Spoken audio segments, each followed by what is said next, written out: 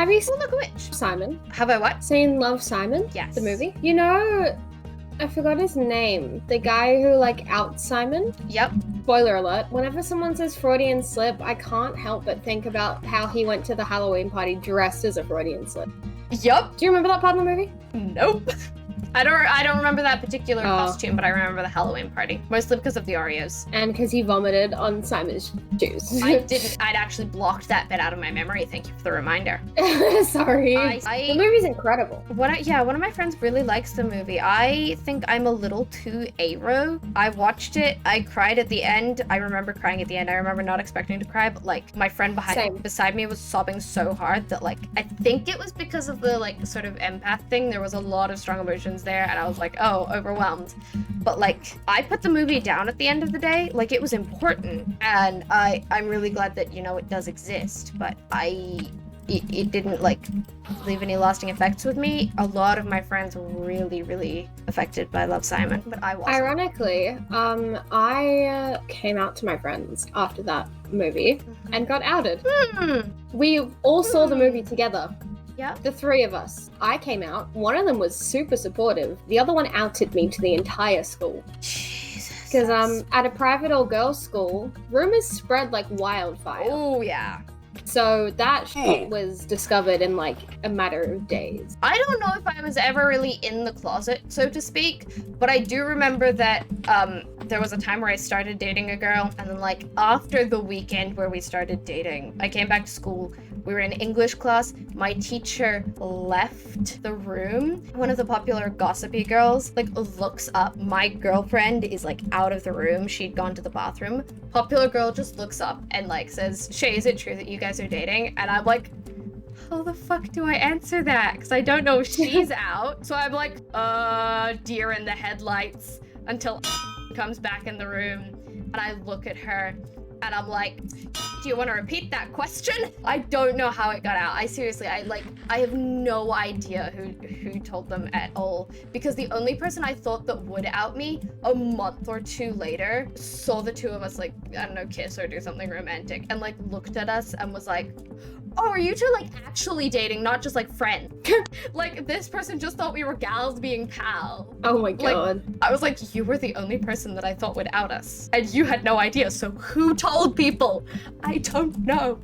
When I was at my old school, this is like getting deep, but like it's fine. This is like why I kin Emma Nolan from The Prom so hard, because like I've shared similar experiences to her, minus the whole parents kicking.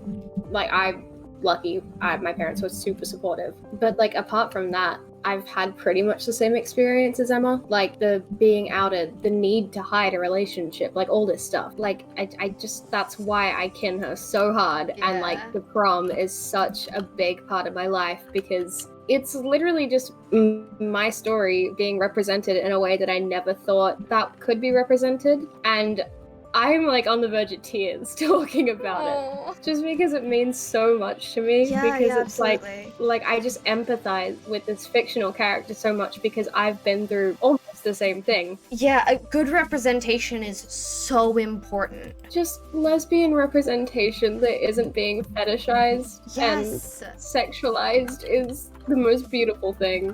One of my favorite books has an asexual main character. What book is it? What book is it? Every Heart a Doorway, which I have talked about before. I've definitely talked about before. I highly recommend it. The Wayward Children series, which is what it's from, is so good. It has a lesbian main character in 2 of the books. It has a trans main character whom we love very much. Shay. Don't know how to describe Christopher.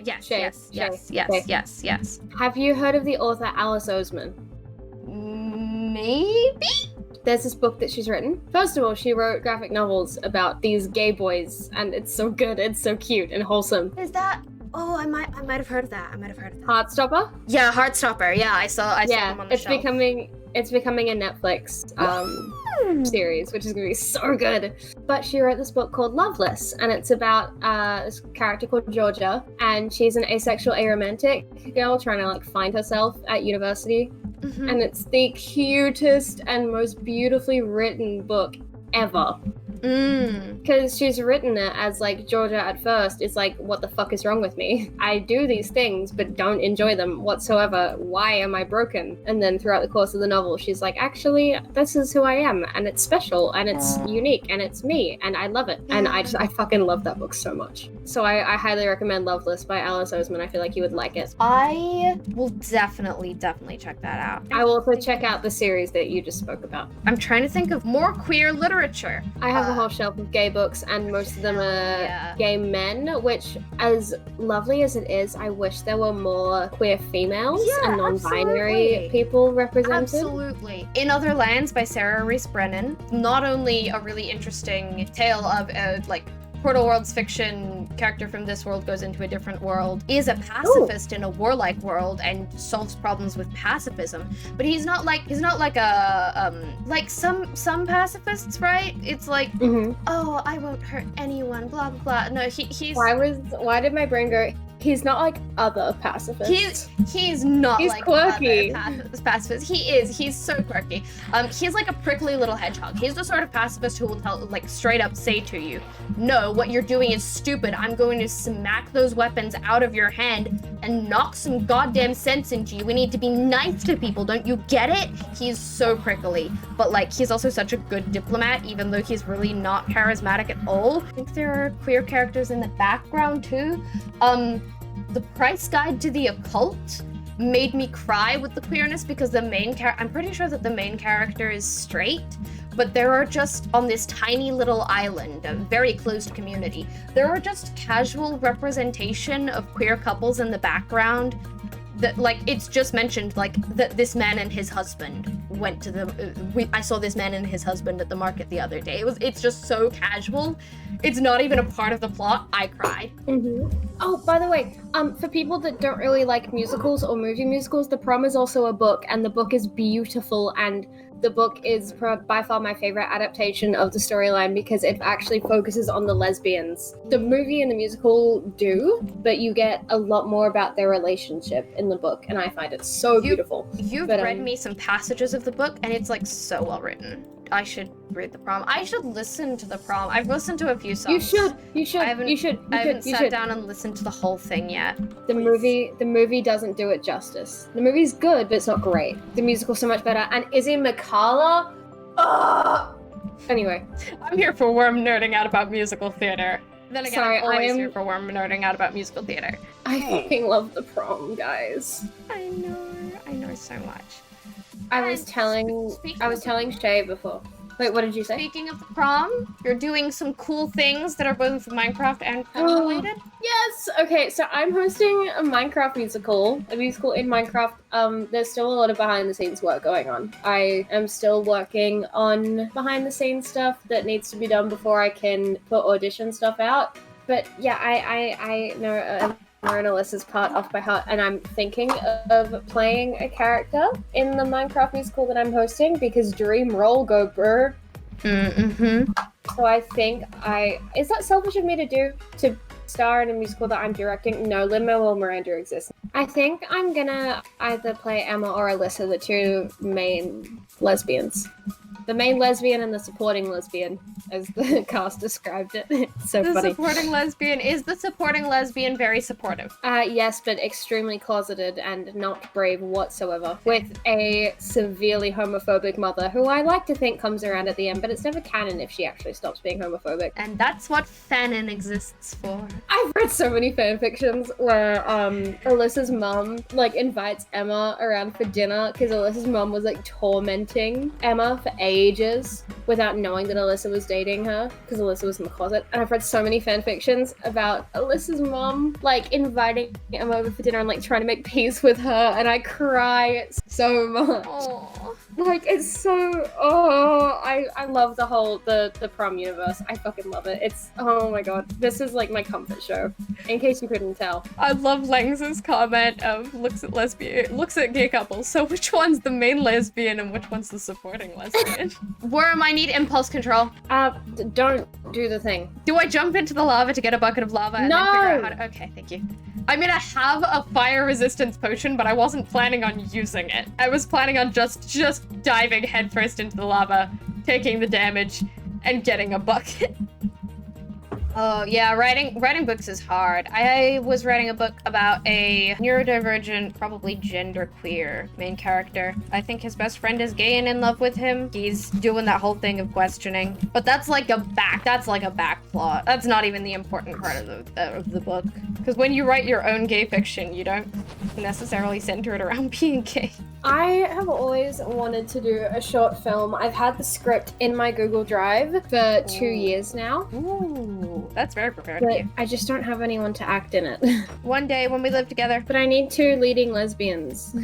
we'll find people. And we need people that are comfortable kissing other people, because that's my one thing. I have got people to act in it, but they're just not comfortable kissing other people.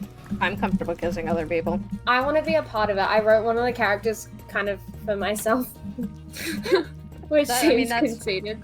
No, because like every character is, you know, based off of a part of yourself. So like it makes sense writing a character with yourself in mind, because that's just how writing characters works, dude. Like said, Shakespeare got very enthusiastically. I'm comfortable kissing other people. I mean, I'm stating facts. If it's for an acting job, then I am. Mainly because the reason why I'm not is because, you know. Yeah.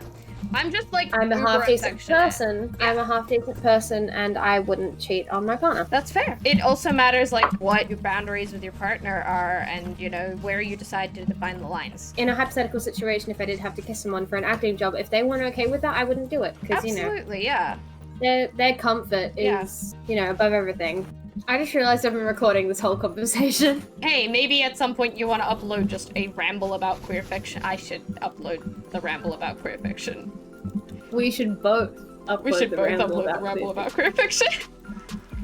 Do you want 2 different perspectives of a ramble about queer fiction? Well, have I got the content creators for you? We should start a podcast, Shay. Yes, I mean, we should. Rains and Sunny and I accidentally started a podcast on Rains' stream the other, like, a month ago or so, and we haven't done anything with it. It's so good. Sunny and I were gonna start a podcast. I feel betrayed. I remember. But, like, we just accidentally started getting really, really, like, invested in a conversation, and it went on for a couple of hours, and then we were like, oh, we should do this more often. And then we didn't. We need to do that, because it's, like, it was so good. And I want to do that more often, but, like, working with people's schedules is hard. It's been a while. It hasn't actually been a while. I'm just a very affectionate person, so, like, I have a partner.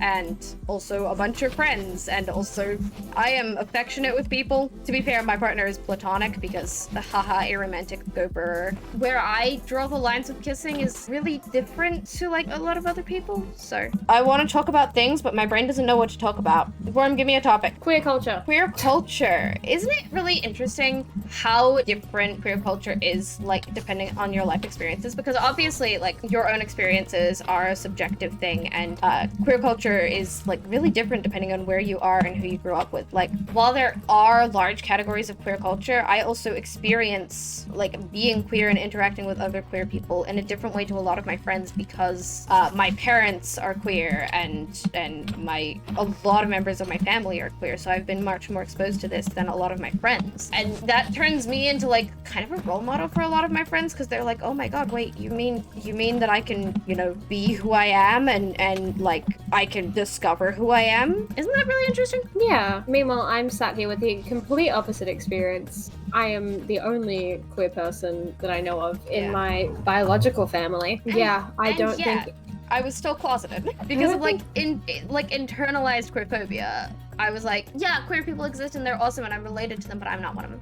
Yeah, literally me. But like, I think that was affected by the fact, like, it's obviously, like, it's not anybody's fault. I think I'm the first openly queer person in my entire family. Yeah. Which is a really weird thought for me. Yeah. Whereas, like, I mean, I don't want to out people who might not be okay with it, but, like, generations up, there are queer people. Like, my parents, and then above that, there are also queer people. So, I wasn't the one who had to, like, pave the path in the family, and yet, I'm still looking at people who are like, I'm cishet, and I'm looking at them, and I'm like, you're on the aromantic spectrum based on what you've said about your experiences. But it's okay. You don't need to ever come to terms with that. It's fine. It's comforting to me hearing about my family's experiences with romance and going, oh, so I'm not the only aromantic person in this family. It's just they don't know that. And that's okay. They don't need to know that. It's just comforting for me. Yeah. Like, they're happy with who they are. They don't need terms for it. They don't care. But one of my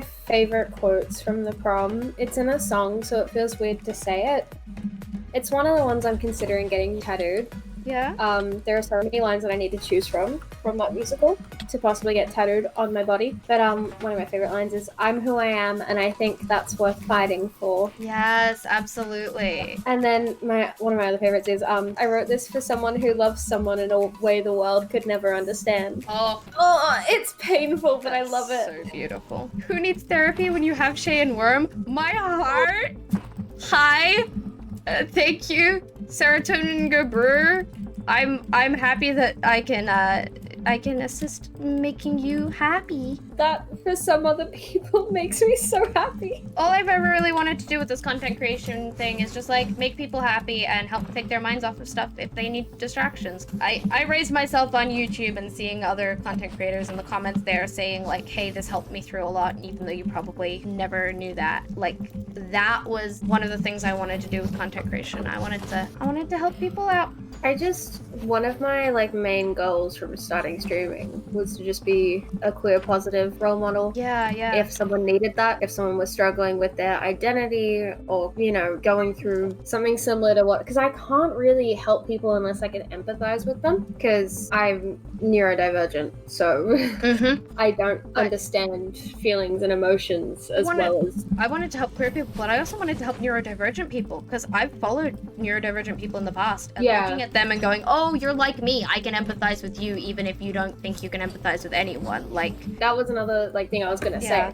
There are so many things I because I wanted to start streaming because I've grown up on Minecraft YouTubers and this sort of thing, and I know how much it shaped who I became. It kind of shaped who I grew up to be, really. Yeah, absolutely. And I feel like being able to even to help someone a little bit, whether it's a distraction, advice, being inspirational, empathy, just being an outlet for someone, really. Just being able to be okay, I'm gonna be the best version of myself I can possibly be to help this person in whatever way I can. Yeah, absolutely. And I wanted to get into therapy and psychology, but because of the amount of stuff I've gone through, I don't think I could handle that sort of thing. And that's why I really want to go into musical theater, because I don't know, I feel in a way for me, musical theater and even Minecraft, becoming a Minecraft streamer and that sort of stuff is also kind of the path I want to go down. I want to be able to help someone in an entertaining outlet, if that makes sense. Yeah, absolutely. I've always wanted to be an entertainer, which is kind of because I grew up with entertainment. I grew up in entertainment. I should get out of here. My fire res wore off. And yes, Amy, I absolutely agree. Small content creators being able to interact with their chats. Absolutely. I love that. I love being able to interact with my chat, and I love also watching small content creators and have them interacting with me. Part of the reason why I started streaming and why I want to be a musical theater performer is because for me, those two things have been such an outlet, and it's always been a reminder for me, no matter how shitty things are, that's going to be a constant. Yeah.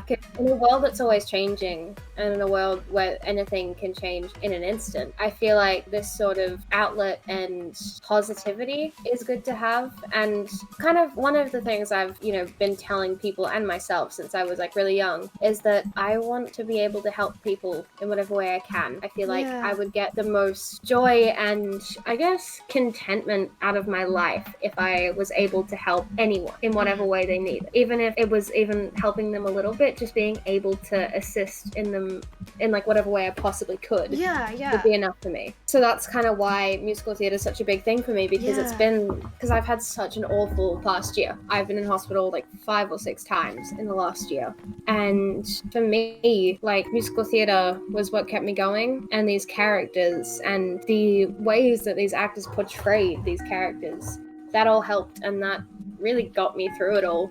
And I want to be able to be that for someone. And I want to be a positive role model and show them that, yeah, life sucks and things are hard, but Yeah. you have the strength to pull through. Like, as hard as it may get and as much shit that life will throw at you, you will get through it. And I like to kind of be a living, breathing reminder that it sucks. Life sucks, but you have more strength in you than I think anyone really knows. Absolutely. People have so much strength and bravery and courage and ability to kind of get through whatever they're going through, whatever life throws at them. And I feel like a lot of people can't see that in themselves, and I want to be able to help people see that. Absolutely. Even if it's just portraying a character, but like, yeah. I grew up doing children's entertainment at like sort of Ren fairs and stuff. We don't actually have Ren fairs here, but what I really wanted to do as someone I was very small. I started when I was like 10 or something, and I'm quite short, and I am A, queer, B, I'm like feminine presenting or whatever. Sometimes I'm female. Gender is weird, but like people look at me and they go, look at that little girl. And then I'm like sword fighting full grown adults and I'm winning, or I'm teaching other kids how to fight. And I always wanted to be that like you can fight no matter how small you are, no matter how much it seems like the world is against you. You can do unbelievable things. Yeah. And that's one of the things that I'm really glad I can do. But I've also always wanted to entertain, because I've always wanted to like put smiles on people's faces, and I've always wanted to, I've wanted to do something creative. I've wanted to tell stories. I don't know if I can be a good role model, but if anyone looks at me and thinks, wow, you really inspire me, I want to be like you in these aspects. I kind of want to be like the best I can be, so that other people can look at me and figure out what aspects of that they want to be inspired by. And I know that I've done that for a couple of my real life friends. So I guess putting myself online means that I can reach more people. And also I love hanging out with people in Twitch chat. I love telling stories and having other people being able to see them. I love working with other content creators.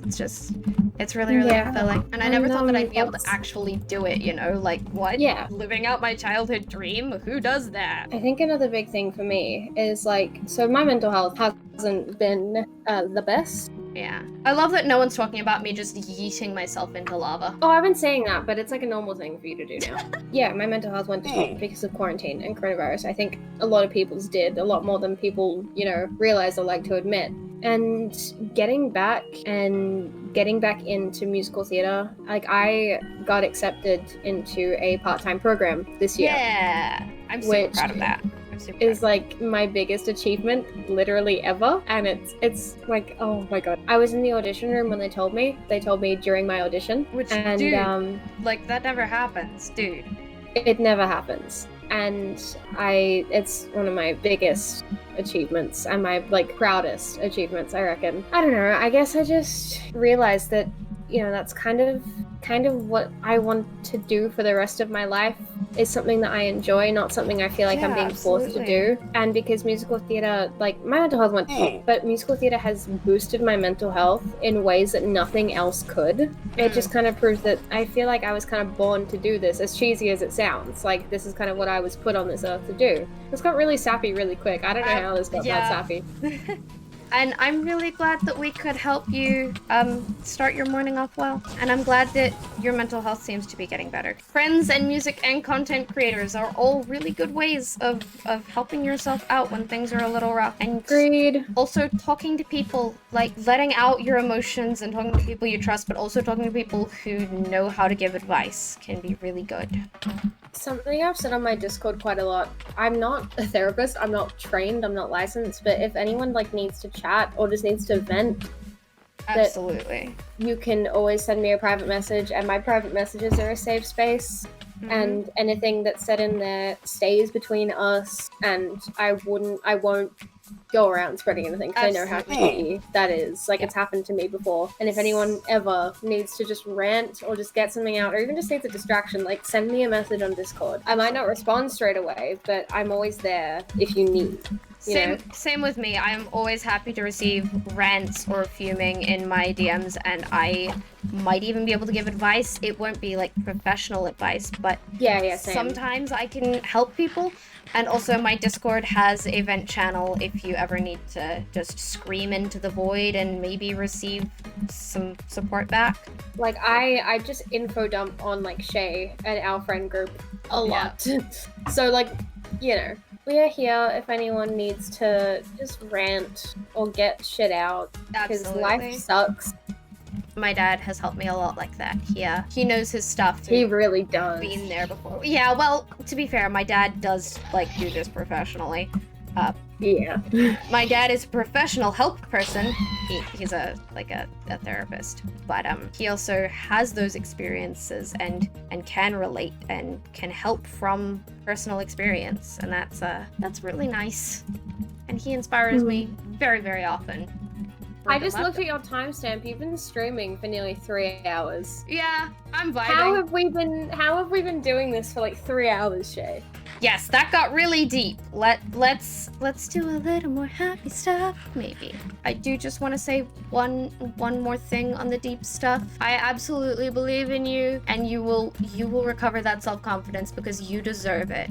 I know sometimes it can be hard, but like you can, and that self-confidence is achievable, and it is something that you can like trick your mind into thinking until it's true. Speaking from personal experience, I have managed to, I guess, get myself out of quite possibly the darkest point and like lowest point in my life. I'm still recovering. Like, recovery isn't linear. It doesn't happen straight away. It takes a while. It's probably going to take me years, and I doubt I'll fully recover because I've been diagnosed with chronic mental illnesses. But, you know, recovery and semi-recovery is possible as long as you're willing to put in the effort, and as long as you want to get better. Nothing's going to happen until you want to. Yes, so I feel like if you've got the desire to get better and to, you know, improve on some of the things that you struggle with, you're already halfway there. And you don't have to do it alone. As long as you want to get better, there are people who can help you.